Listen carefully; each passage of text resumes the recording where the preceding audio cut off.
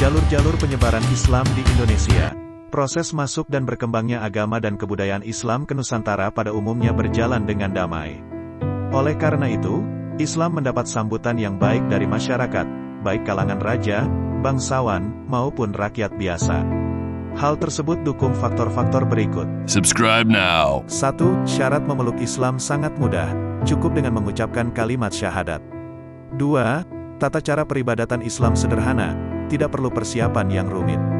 3. Islam tidak mengenal pelapisan sosial seperti halnya agama Hindu dengan sistem kastanya.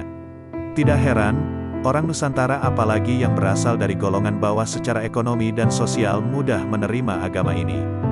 Penyebaran Islam yang berlangsung damai itu dapat terlihat pada cara-cara penyebarannya, yaitu melalui saluran perdagangan, perkawinan, pendidikan, ajaran tasawuf, dakwah dan kesenian. Pedagang, mubalik, wali, ahli tasawuf, guru agama, dan haji berperan penting dalam proses tersebut. 1. Jalur perdagangan merupakan metode penyebaran Islam yang paling kentara, bahkan dapat dikatakan sebagai jalur pertama dan utama penyebaran awal Islam. Menurut Tome Pires, sekitar abad 7 sampai abad 16 lalu lintas perdagangan yang melalui Nusantara sangat ramai.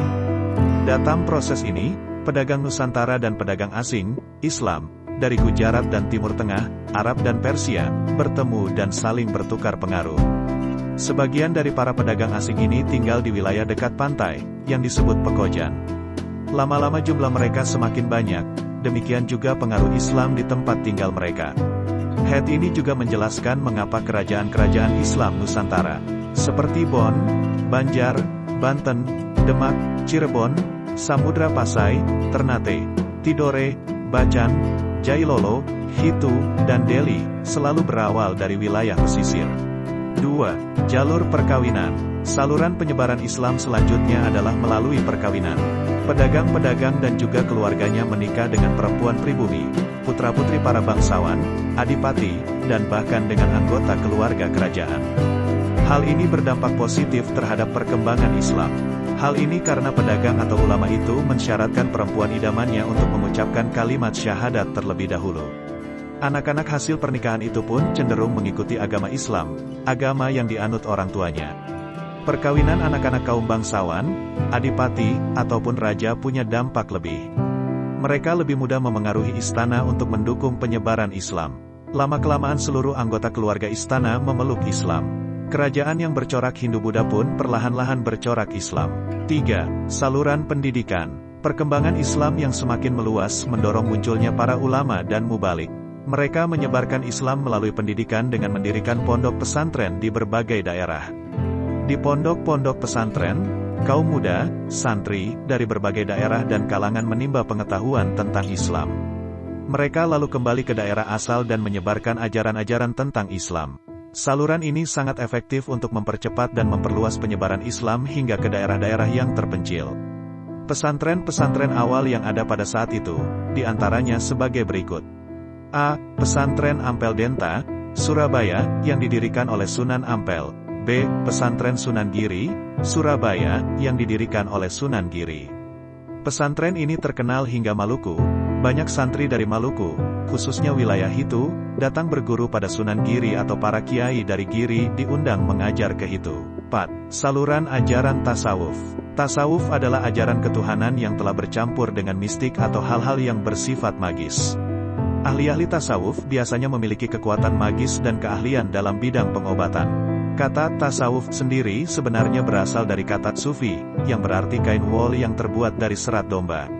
Istilah ini muncul karena para ahli tasawuf biasanya memakai jubah yang terbuat dari wol. Ajaran tasawuf ini diperkirakan masuk ke Nusantara sekitar abad 13, tetapi baru berkembang pesat sekitar abad 16-5. Saluran dakwah. Penyebaran Islam tidak dapat dilepaskan dari peranan para wali. Ada 9 wali yang menyebarkan Islam dengan cara berdakwah, yang disebut juga wali songo. Mereka dikenal telah memiliki ilmu serta penghayatan yang tinggi terhadap agama Islam. 6. Saluran kesenian. Agama Islam juga disebarkan melalui kesenian. Beberapa bentuknya telah disebutkan, seperti wayang, oleh Sunan Kalijaga, gamelan, oleh Sunan Bonang, serta gending, lagu-lagu, yang berisi syair-syair nasihat dan dasar-dasar ajaran Islam. Kesenian yang telah berkembang sebelumnya tidak musnah, tetapi diperkaya dengan seni Islam. Proses tersebut disebut akulturasi. Seni sastra juga berkembang pesat, banyak buku tentang tasawuf, hikayat, dan babat disadur ke dalam bahasa Melayu. Nama-nama 9 Wali Songo. A. Sunan Gresik. Sunan Gresik datang ke tanah Jawa pada tahun 1404 Masehi. Kedatangannya dianggap sebagai permulaan masuknya Islam di Jawa. B. Sunan Gunung Jati. Dikenal dengan nama Syarif Hidayatullah atau Falatehan. Wali keturunan Arab dari Gujarat ini, bapaknya seorang mubalik dan musafir besar bernama Syarif Abdullah dan ibunya bernama Nyai Rara Santang, putra Prabu Siliwangi, berjasa menyebarkan agama Islam di Jawa Barat. Pada masa pemerintahan Trenggana, ia pindah ke Demak. Sultan mengangkatnya menjadi panglima angkatan perang yang bertugas menguasai Sunda Kelapa dan Cirebon. Ia menetap di Gunung Jati di wilayah Cirebon. C. Sunan Ampel. Sunan yang lahir tahun 1401 Masehi dengan nama asli Raden Rahmat. Ini adalah pendiri pesantren Ampel Denta, Surabaya, dan juga seorang pemprakarsa pembangunan Masjid Demak. D. Sunan Giri. Sunan bernama asli Raden Paku ini adalah salah seorang santri Sunan Ampel. Ia mendirikan pesantren Giri. Banyak santrinya berasal dari Maluku, yang setelah berguru dengannya kembali ke Maluku untuk menyebarkan agama Islam di sana. Ia juga dikenal sebagai seniman yang menciptakan gending Jawa, asmaradana, dan pucung. Ia dimakamkan di Gresik, Surabaya. E. Sunan Bonang. Sunan dengan nama asli Raden Maulana Makdum Ibrahim ini juga seorang seniman yang menciptakan gending Jawa, Bonang, dan Durma. Ia berasal dari Tuban, wafat dan dimakamkan di Tuban pada tahun 1525 Masehi. F. Sunan Kudus. Sunan dengan nama asli Raden Ja'far Shadiq ini adalah putra dari Raden Usman Haji atau Sunan Ngundung dari Jipang, Blora, Jawa Tengah. Selain menguasai ilmu agama, ia juga paham fikih, hukum-hukum Islam, dan ilmu tauhid. Ia banyak berguru pada Sunan Kalijaga, juga berkelana ke berbagai daerah tandus di Jawa Tengah, seperti Sragen, Simo, hingga Gunung Kidul. Cara berdakwahnya pun meniru pendekatan Sunan Kalijaga, yaitu toleran pada budaya setempat dengan memanfaatkan simbol-simbol Hindu dan Buddha, akulturasi. Hal itu terlihat dari arsitektur Masjid Kudus, yakni bentuk menara, gerbang, dan pancuran padasan wudhu melambangkan 8 jalan Buddha. Selain itu, ada larangan penyembelihan sapi untuk dijadikan hewan kurban. Hal ini dilakukan untuk menghormati penganut agama Hindu. G. Sunan Kalijaga. Sunan dengan nama asli Raden Said ini awalnya seorang tumenggung Majapahit yang masuk Islam karena pengaruh Sunan Bonang. Dalam penyebaran agama Islam, ia memanfaatkan media wayang yang sudah sangat dikenal masyarakat sejak masa praaksara hingga masuknya Hindu-Buddha.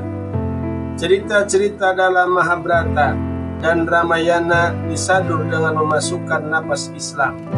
Pendekatan ini terbukti efektif. Ia juga mengenalkan tradisi acara Maulid atau tradisi sekaten, yaitu peringatan hari lahirnya Nabi Muhammad SAW yang sampai sekarang masih dilaksanakan oleh beberapa keraton di Jawa. Ia dimakamkan di desa Kadilangu, Demak, Jawa Tengah. H. Sunan Muria. Sunan dengan nama asli Raden Umar Said ini adalah putra dari Sunan Kalijaga. Ia tinggal di kaki Gunung Muria, Jawa Tengah. Gaya berdakwahnya banyak mengambil cara ayahnya, namun berbeda dari sang ayah. Sunan Muria lebih suka tinggal dan menyebarkan Islam di daerah sangat terpencil. Ia banyak bergaul dengan rakyat jelata sambil mengajarkan keterampilan bercocok tanam, berdagang, dan melaut. Salah satu hasil dakwahnya lewat seni adalah tembang sinom dan kinanti. I. Sunan Derajat. Sunan dengan nama Maunat Saripudin ini menyebarkan agama Islam di daerah Jawa Timur. Ia dikenal berjiwa sosial karena sangat peduli terhadap kaum miskin dan duafa. Ia menciptakan gending Jawa, Pangkur,